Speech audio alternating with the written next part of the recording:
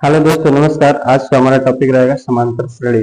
ठीक है, इसका टॉपिक क्या क्या है उसको जान लेते हैं। देखिए, समांतर श्रेणी का टॉपिक क्या क्या पढ़ना है, इसको अगर हम पढ़ लेते हैं तो हमारे पास सवाल लगाने में बहुत आसान हो जाएगा, क्योंकि अगर फार्मूला जान लेंगे तो पढ़ने में आसान हो जाता है। तो देखिए, सबसे पहले क्या है, समांतर श्रेणी का संक्षेप रूप यानी छोटा रूप क्या होता है। ठीक है, फिर एपी का पूरा नाम क्या होता है, हाँ? फिर समांतर श्रेणी किसे कहते हैं, फिर पद किसे कहते हैं। इसमें प्रथम पद जानेंगे हम, सर्वांतर पद क्या होता है, पदों की संख्या क्या होती है और अंतिम पद क्या होता है। ठीक है, समांतर श्रेणी का व्यापक रूप आगे पढ़ेंगे। ठीक है, फिर उसके बाद क्या है पढ़ेंगे, परिमित अपरिमित एपी क्या होती है। ठीक है, ये भी परीक्षा में से भी क्वेश्चन पूछता है। ठीक है, समांतर श्रेणी का जन्मा पद क्या होता है और समांतर श्रेणी के जन्म पदों का योगफल या योग। यही 10 टॉपिक है आपका। अगर ये आप आसानी से जान लेते हैं तो आपको बहुत आसान पड़ जाएगा। ठीक है, देखिए, समांतर श्रेणी का संक्षेप रूप क्या है, तो इसका संक्षेप रूप है एपी। क्या है, एपी। आंसर का पहला क्या होगा, एपी। यानी अब इस समांतर श्रेणी का संक्षेप रूप क्या आ जाएगा, एपी। अब दूसरा क्वेश्चन देखिए, दूसरा आपका एपी का पूरा नाम तो क्या होता है, अर्थमेटिक प्रोग्रेशन। क्या होता है, अर्थमेटिक्स, अर्थमेटिक्स प्रोग्रेशन। ठीक है, इसको कहते हैं समांतर श्रेणी। प्रोग्रेशन का मतलब श्रेणी होता है, अर्थमेटिक यानी समांतर। ठीक है, समांतर श्रेणी का संक्षेप रूप यानी छोटा रूप क्या होता है, एपी। और एपी का पूरा नाम क्या होता है, अर्थमेटिक प्रोग्रेशन। ठीक है, अब अगला क्वेश्चन देखिए, समांतर श्रेणी किसे कहते हैं। देखिए, समांतर श्रेणी किसे कहते हैं, जिसका सर्वांतर पद समान होता है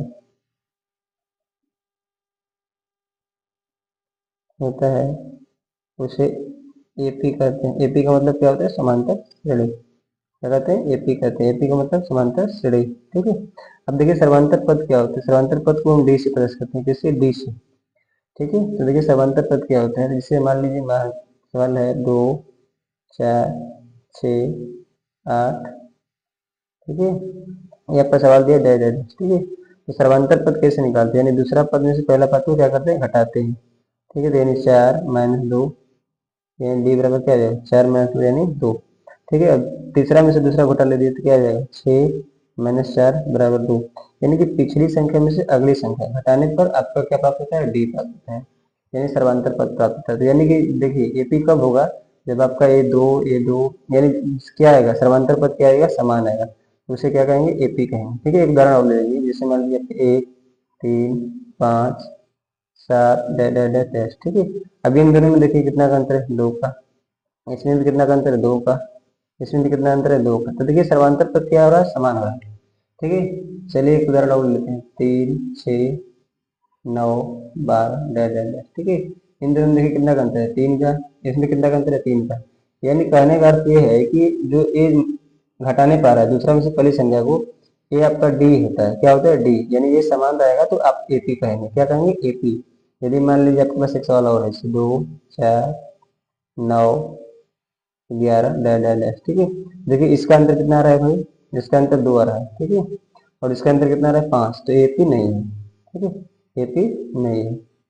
आप समझ गए, जिसका सर्वांतर पद क्या होता है, समान होता है, उसे ही एपी कहते हैं। ठीक है, यानी सर्वांतर पद का मतलब क्या होता है, डी। ठीक है, आगे हम लोग समझेंगे भी सर्वांतर पद क्या होता है। ठीक है, तो अगला क्वेश्चन देखिए आपका है, पद किसे कहते हैं। देखिए, आपके पास मान लीजिए यहाँ पे कोई सवाल हो जाएगा, 1, 2, ठीक है, 3, 4, 5 डैश डैश डैश। ठीक है, तो पद किसे कहते हैं, देखिए तो यानी कि सूची का, ये जो सूची बन रहा है आपका 1, 2, 3, 4, 5, ये सूची है, यानी लिस्ट को अंग्रेजी में क्या बोलते हैं, लिस्ट। यानी सूची का एक प्रत्येक संख्या, सूची का प्रत्येक एक संख्या क्या कहलाता है, पद। यानी एक भी पद है, दो भी पद है, तीन भी पद है, यानी सूची का प्रत्येक एक संख्या क्या कहलाता है, पद कहलाता है। ठीक है, समझ में आ गया, पद क्या कहलाता है। अगला टॉपिक देखते हैं क्या है। देखिए, अगला है आपका प्रथम पद, सर्वांतर पद, पदों की संख्या, अंतिम पद। यानी प्रथम पद क्या होता है, देखिए आपके पास ये सवाल है ना, 1, 2 यानी 1, 2, 3, 4, 5। इसको देखिए, जो पहला है लिखा गया है इसी को हम कहते हैं प्रथम पद। ठीक है, इसको क्या कहते हैं, प्रथम पद, जिसको हम ए से प्रदर्शित करते हैं, किससे, ए से डिनोट करते हैं ना। अब देखिए सर्वांतर पद क्या होता है, तो सर्वांतर पद को हम डी से प्रदर्शित करते हैं, किससे, डी से। तो डी बराबर क्या होता है, यानी दूसरी संख्या में से पहली संख्या को घटाते हैं। ठीक है, यानी दूसरी संख्या में से पहली संख्या को घटाते हैं, तो यहाँ पे ए, इसको कहते हैं सर्वांतर पद, है ना। जिसको दूसरी संख्या में से पहली संख्या, या तीसरी में से दूसरी, या चौथी में से तीसरी, यानी पीछे वाली संख्या से आपको घटाने पर प्राप्त होती है सर्वांतर पद। ठीक है, अगला आपका है आपके पास पदों की संख्या। ठीक है, पदों की संख्या किसे कहते हैं? पदों की संख्या। तो देखिए पदों की संख्या को हम एन से प्लस करते हैं, किससे? एन से। जब आगे हम लोग पढ़ेंगे सर्वांतर श्रेणी का nवां पद क्या होता है, तो उसमें इसका प्रयोग होता है, तो वहां पर समझ में आ जाएगा। ठीक है, और लास्ट होता है हमारे पास एक है और है अंतिम पद।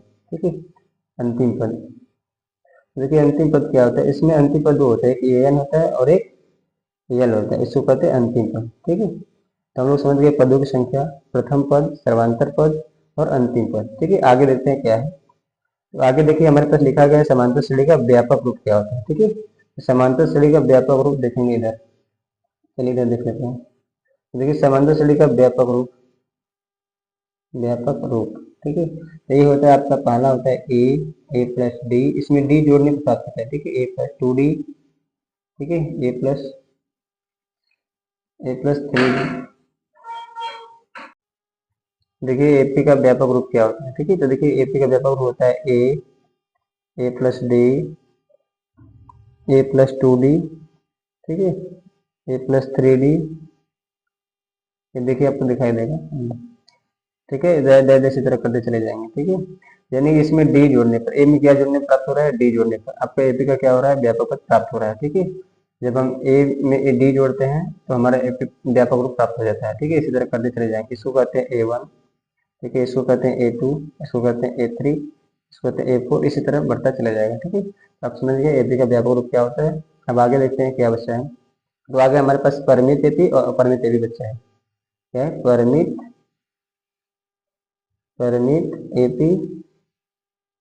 ठीक है, अब देखिए जैसे आपके पास सवाल हो जाएगा 4, 6, 8, 10, डैश डैश डैश, यानी मान लीजिए यहाँ पर आपको 20 है ना, 20 पे समाप्त हो गया, यानी जो जिसकी संख्या क्या हो जाएगी? सीमित हो जाएगी। क्या हो जाएगी? सीमित।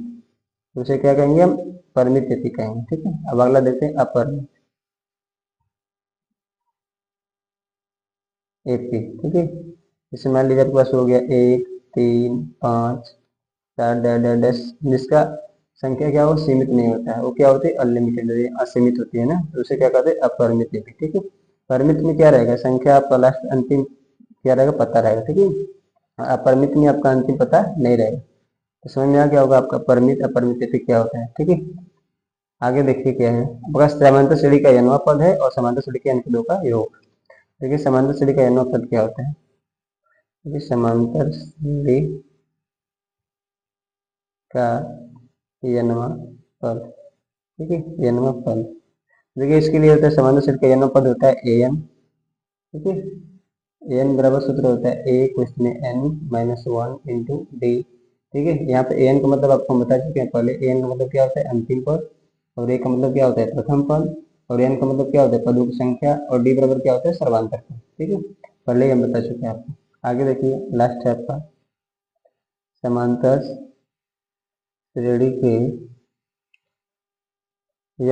n पदों का योगफल। n पदों का योग, यह योगफल, n पदों का योग। ठीक है, यह योगफल कर सकते हैं इसे, योगफल। ठीक है, देखिए इसका सूत्र होता है एस एन बराबर एन बाई टू। ठीक है, two A question N minus one into D. ये होता है आपका, ये है आपको 10। ठीक है, अगर 10 आप सूत्र आसानी याद कर लेते हैं बढ़िया से, तो आपको प्रश्नावली लगाने में आसानी हो जाएगी। ठीक है।